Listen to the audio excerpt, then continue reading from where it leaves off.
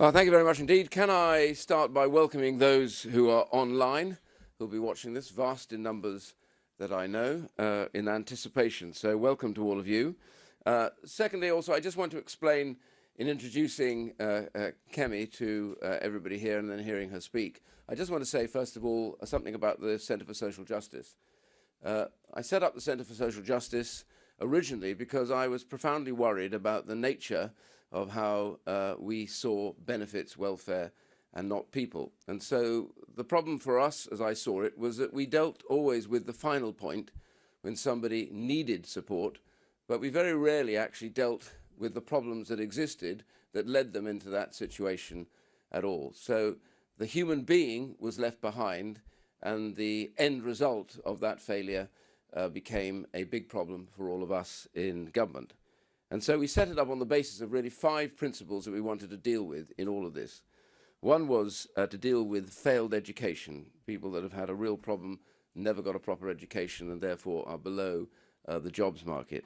Family dysfunction and difficulty, which is often rife in many communities, and that will ensure that the next generation may well end up repeating those same problems. So dealing with that, getting to the root cause. The other was really also worklessness and dependency as a result, which again we'll be hearing more about today.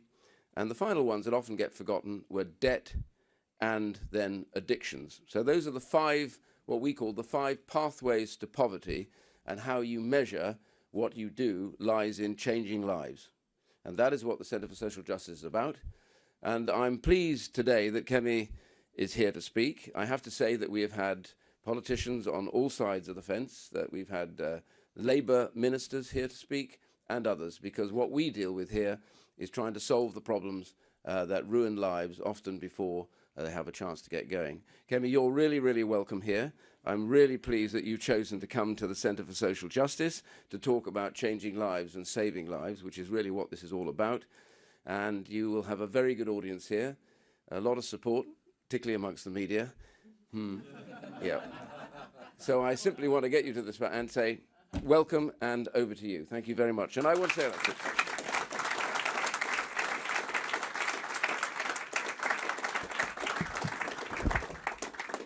Ian, thank you for that wonderful introduction, and thank you, CSJ, for hosting me. I'm delighted to be here. We are becoming a welfare state with an economy attached. 28 million people in Britain are now working to pay the wages and benefits of 28 million others. The rider is as big as the horse. This isn't just about welfare, it's about politics too.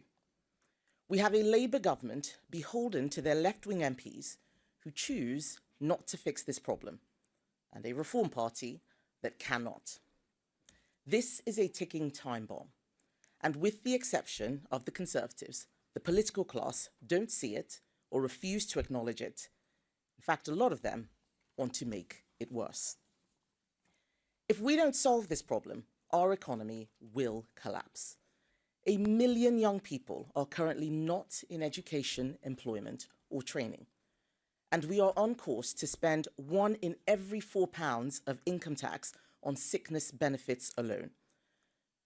What began as a safety net for the most vulnerable has morphed into something completely different. The system is unsustainable, and this threatens all the good it was designed to do. Of course, the obvious question is, this is your system. How can you criticize what you've run for 14 years? It's a fair question. But the truth is, the problems in our welfare system now are not the ones we inherited. If you cast your mind back to 2010, we took over a benefit system that was a dysfunctional mess. Overlapping entitlements handed out by different parts of the state, it very often meant people were worse off in work.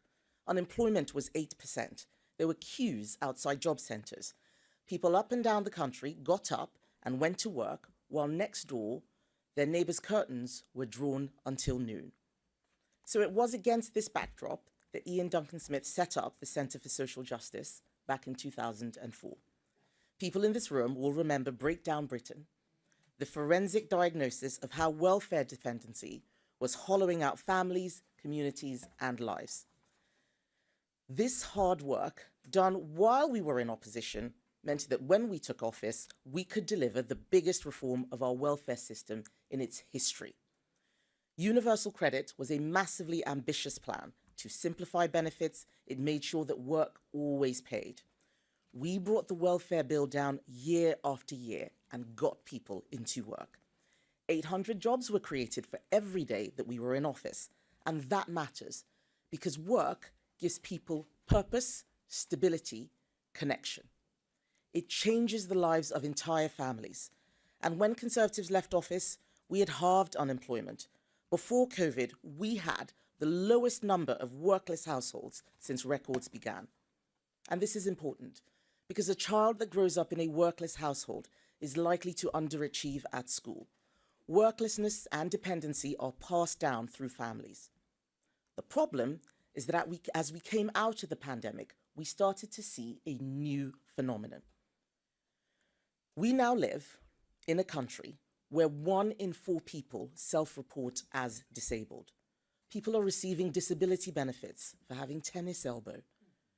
I know some may disagree with me, but I do not believe that 1 in 4 of us can be considered disabled without the term losing all meaning. And in this new age of diagnoses and self-certification, our sickness benefit system cannot cope. And we are now spending more on sickness benefits than we do on defence. Conservatives brought in the household benefit cap to stop worklessness paying more than wages. But new research from the CSJ has found that under Labour, people receiving sickness benefits could now get £2,500 more a year than a minimum wage worker. This is not just fundamentally unfair, it is a fiscal disaster waiting to happen. It should have been clear to anyone seeing this that it isn't sustainable. But the reason Labour have failed so badly on this over the last month is that they didn't see these problems in opposition. They thought that if Labour ran the country, all of Britain's problems would go away because they think of themselves as nice people. But sanctimony is not a substitute for policy. So when they came into office, they didn't have their version of Breakdown Britain. They had no plan and were completely unprepared for government. They didn't have a Universal Credit 2.0. They didn't tell their backbenchers that they needed to cut welfare. Labour now don't know what they believe. That will be the epitaph of this government. It was only when Rachel Reeves came shaking her bucket outside the DWP, asking for some quick savings to plug the holes in her figures, that in a rush, they tried to tinker with a system that needs wholesale reform. And even if their original bill had passed unamended, it wouldn't have fundamentally fixed anything because it was a sticking plaster solution. Now, they can't fix it in this parliament, so for the next 4 years, we are stuck. We are stuck with 3,000 people a day signing on to out-of-work benefits. We're stuck with people getting taxpayer-funded cars for having constipation. The bill will go up to £100 billion on their watch, and that's just sickness benefits. Their economic mismanagement means that every day they are in office, jobs are being lost, and job losses mean more people going on to welfare and fewer people coming off. No doubt, emboldened by their success in forcing Starmer to U-turn last week, Labour's backbench MPs will now be eyeing up even more concessions. We know that there are more tax rises coming in the autumn. That's now been all but confirmed by the Chancellor. But what Labour haven't told you is that this doom loop that they have set up will mean taxes will have to keep going up. Wealth creators are fleeing the country. People have stopped hiring because of Labour's jobs tax. Fewer and fewer people will have to support more and more. That is the tax spiral. None of the other parties seem to acknowledge this. Last week, we saw left-wing Labour MPs, Lib Dems, SNP, Independents, Greens, and revealingly, Reform MPs all vote for higher welfare spending and an even more generous benefit system. Reform like to pose as a right-wing party, but they don't seem to understand that asking the taxpayer to fork out £100 billion a year on health and disability benefits isn't just completely unaffordable and unjustifiable, it's immoral. And the Prime Minister has already signalled that he's open to removing the two-child benefit cap. In fact, right at this moment, there are probably Labour MPs behind closed doors drawing up plans to force his hand. And they will find allies in reform. Nigel Farage is committed to remove the cap, and he is warning that he is not finished yet on benefits giveaways. Make no mistake, he is Jeremy Corbyn with a pint and a cigarette. On welfare, he shows his true colours, promising these unaffordable giveaways with no plan to fix the system. I want to be clear why the Conservative government brought in the two-child benefit cap. We brought it in because we believe that people on benefits should have to make the same decisions on having children as everyone else. But Labour and Reform MPs don't even understand what the cap does, and they don't care that lifting it would create another £3 billion black hole in our finances. It's not that we don't want people to have big families. We do. But the way to achieve that is to make sure people can afford to have families because they are in good jobs, not by increasing the tax burden on working people. So next week, we're going to put this to a vote in the House of Commons, and you'll see that the Conservatives are now the only party committed to serious welfare reform. We are the only party that is prepared to tell the truth and take the tough decisions to get spending under control. That's the way to bring about real change. Getting the welfare bill down is not an impossible task, but it requires conviction and the courage to make difficult choices. We have to start from our principles. First, who needs and deserves our support? There will always be some people who need help from the state, people who have a really challenging disability, people who have worked and paid into the system for years, but who lose their jobs suddenly through no fault of their own. But we can't afford to be spending £1 billion a month on benefits for foreign nationals. It is not unreasonable to expect someone to have paid in and become a British citizen before they unlock access to sickness benefits. That was a plan we put forward yesterday, a plan that Labour voted down. We also clearly cannot afford to support 1 in 4 people who now classify themselves as disabled. We are going to have to draw a line in the sand about which conditions the state gives out support for. Food intolerances are a medical fact, but they're not something we should be handing out new cars for. This is not a joke, this actually happens. And anxiety and mild depression are real conditions, but that doesn't mean that those suffering should be signed off work courtesy of the taxpayer. The Centre for Social Justice have done some brilliant modelling, showing that if you restricted benefits to those with more severe mental health conditions, you could save up to £9 billion. Think how much good even a fraction of that could do when reinvested into mental health treatment and research, instead of funding people to sit at home. Second, how do you accurately identify those people who you've decided qualify for support? Clearly, our current system of assessment isn't working. Approval rates have soared, and we now have online sickfluencers. I never heard this phrase before, sickfluencers. They are selling people scripts to maximize their scores on assessment. We need to build in proper medical evidence to the system and go back to face-to-face assessments which never recovered after COVID. The Motability Scheme is a perfect example of what's going wrong with the current system. It was initially set up to help disabled people get around. Now 90% of its cars now have no adaptations whatsoever. That's not what it was designed for. People are qualifying with conditions like drug misuse, ADHD, obesity. The assessment system surely can't have been designed with that intention, and we cannot allow it to continue for a moment longer. And third, we need to think about what support actually helps people, because at its best, a welfare system acts like a trampoline. It cushions your fall and it propels you back onto your feet.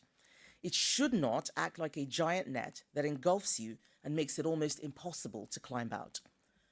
Up and down the country, people with really challenging health conditions do extraordinary things.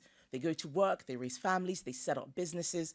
So we need to ask, why are some people able to do that, but not others? What skills and support do they need? Giving someone, for example, 8 weeks of retraining and physiotherapy and getting them back into work is a better solution for everyone than allowing them to languish on benefits. And doing that before they fall out of the workforce is even better.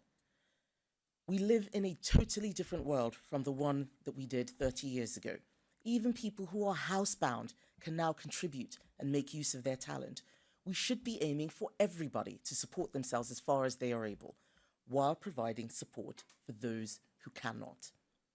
But to do this, we will have to win arguments. Arguments that too many in politics have forgotten how to make. Like a life of work being better than one dependent on the state. Not just better for society, although we believe that too, but actually better for the soul. That it feels better to contribute and enjoy the freedom that comes with paying your own way. Too many young people are growing up not knowing that. They think that a life on benefits is an alternative to working. They think that isolating themselves at home is okay because starting a job feels daunting. We have to show them a better way. We need to win the argument that an ever more generous welfare budget isn't kind, it's cruel. It locks people out of opportunity. It puts support for those who genuinely need it at risk. Every other party thinks the public want more welfare, but I think people have more common sense than that. I think that they can see the damage it's doing to our country. Britain needs politicians who will tell the truth about the challenges facing the country. That's the only way to get the real change we need. We need to win the argument that personal responsibility matters. That if you can support yourself, you should. That if you want a better phone or a new car or a bigger house, you need to earn that. You should not expect someone else working hard to pay for yours as well as theirs. And we need to bring back the idea of saving for a rainy day. That's almost lost now. If you think that the state is going to bail you out every time, why would you make sacrifices? Why would you put money away? Especially if Rachel Reeves is coming for your savings, your pension, or your family home. And finally, we need to win the argument that the state shouldn't be the first place you go for support, because the state can never do better than what families and communities should do. It is no wonder that our welfare bill is rising in an age when family structures are fraying and the number of people volunteering has fallen off a cliff. We should be backing the makers, rewarding the people getting up every morning, working hard to build our country. This is about getting the welfare bill down, but it's also about what we believe the good life looks like. Freedom, security, optimism. Only the Conservatives will stand up for these values and unlock the talent, dignity, and purpose of millions left behind.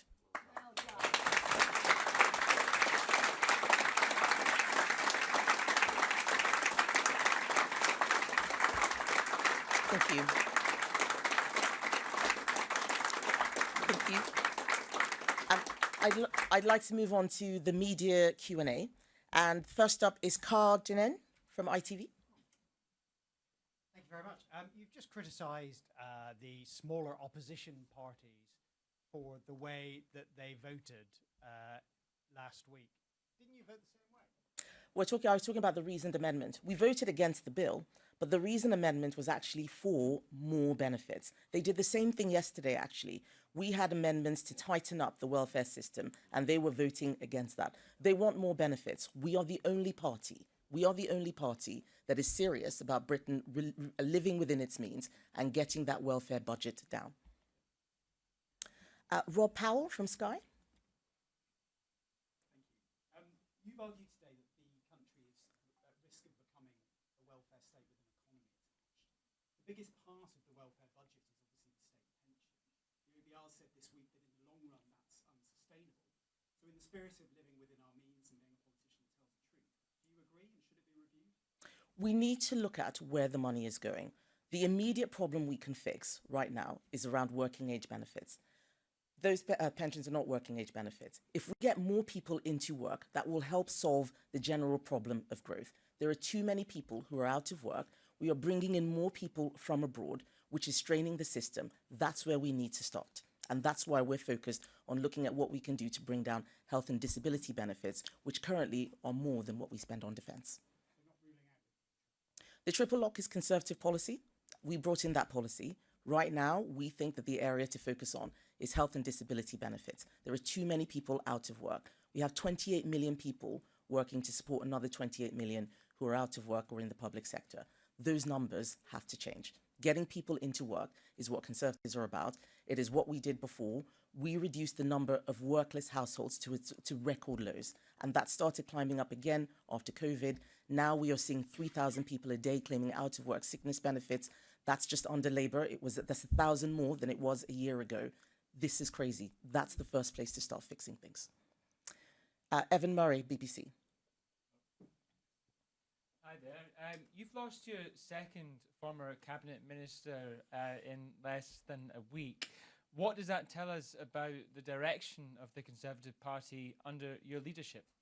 What it tells people is what I'm saying in this speech, that the Conservative Party is the only party that wants to live within its means. And if there are people who want more welfare and higher taxes and more spend, they are very welcome to go to those parties that are offering that.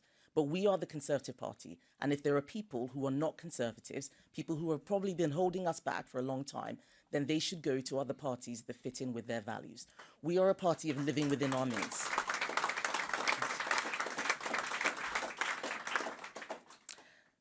Chris Hope, GB News.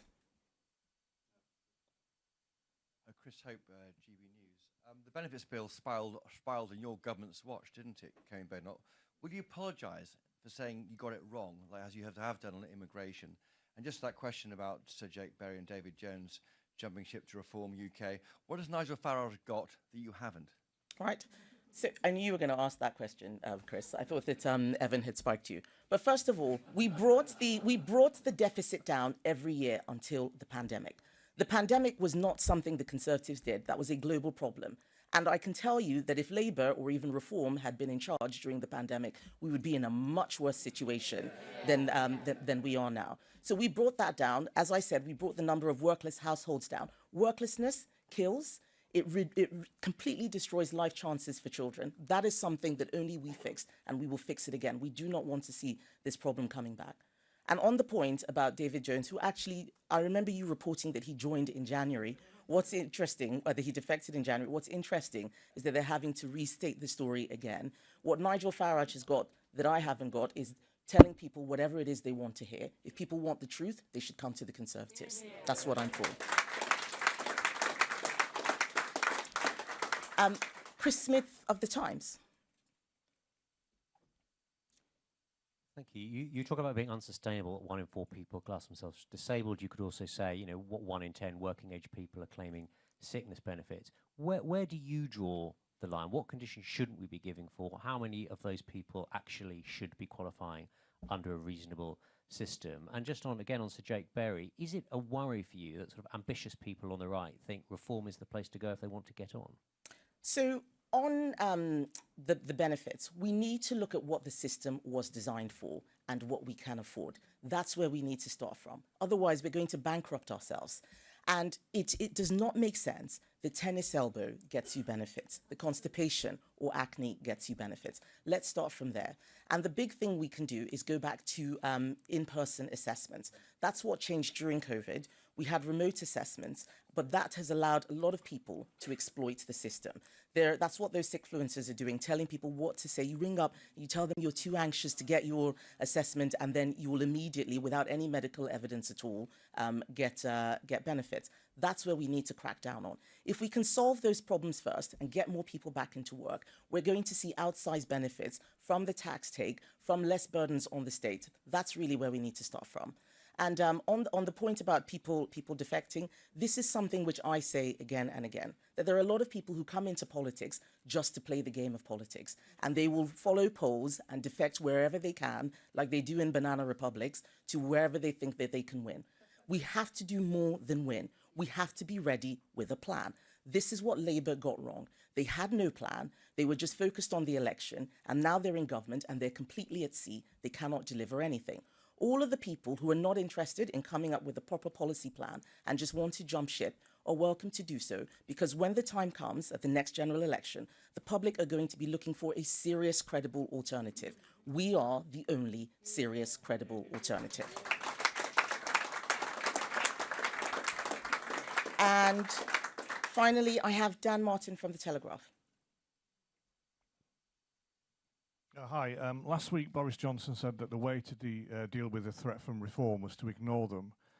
You've been attacking Nigel Farage now, and you have been for a while, and it's not helping your polling. Do you think you should listen to him? Well, if you ask me a question about Nigel Farage, I will answer it. I'm not Keir Starmer, I answer questions. But I think if you want to take the advice, I think it's the media that needs to take Boris Johnson's advice. It's the media that spends most of its time talking about Nigel Farage. There is a lot of work that we're doing in Parliament. We have got Keir Starmer to U-turn on grooming gangs, on the winter fuel payment. We ran a very vigorous campaign. We are doing the work that the people elected us to do, making sure that they do not destroy this country. I'm the only person who is talking about how we bring the cost down. We are spending well above our means, and we've got to bring that back within our means. Thank you. I think that was the last question that I had, but I'm happy to talk afterwards. But thank you very much. Andy.